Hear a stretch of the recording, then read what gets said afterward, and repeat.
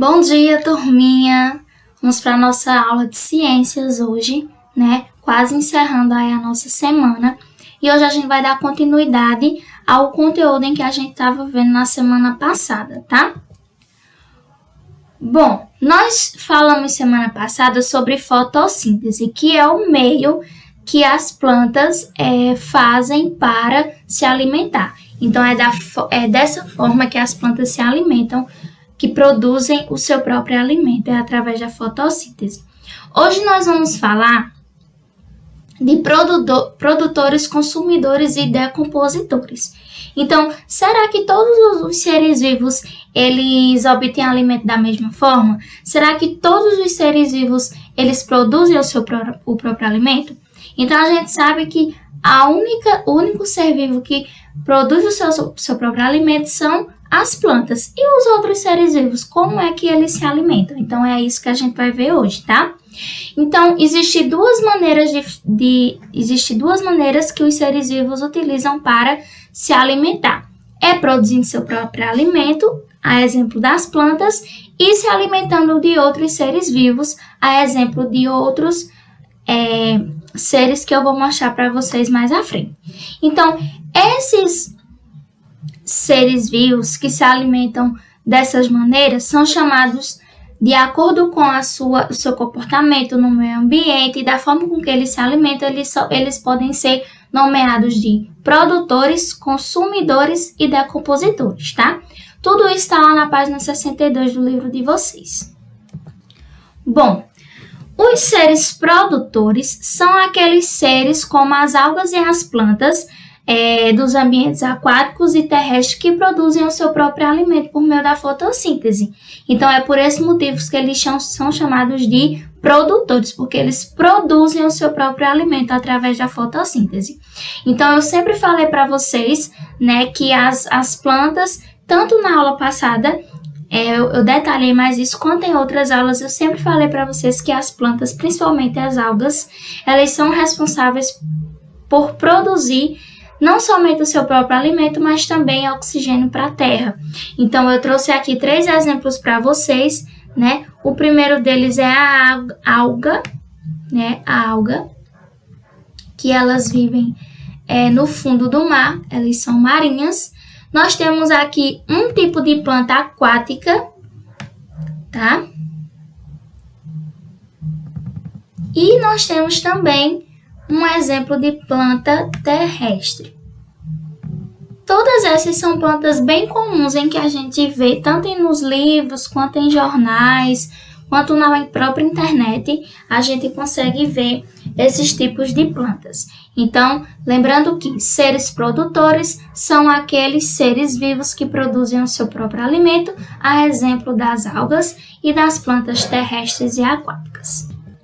Os seres consumidores são aqueles seres vivos que eles não produzem o seu próprio alimento, tá? Então, para obter a energia necessária para viver, eles se alimentam de outros seres vivos ou de parte deles. Por isso que eles são chamados de consumidores, tá? Então, os consumidores são aqueles seres que se alimentam de outros seres vivos ou de partes deles que ficam dispostas no meio ambiente.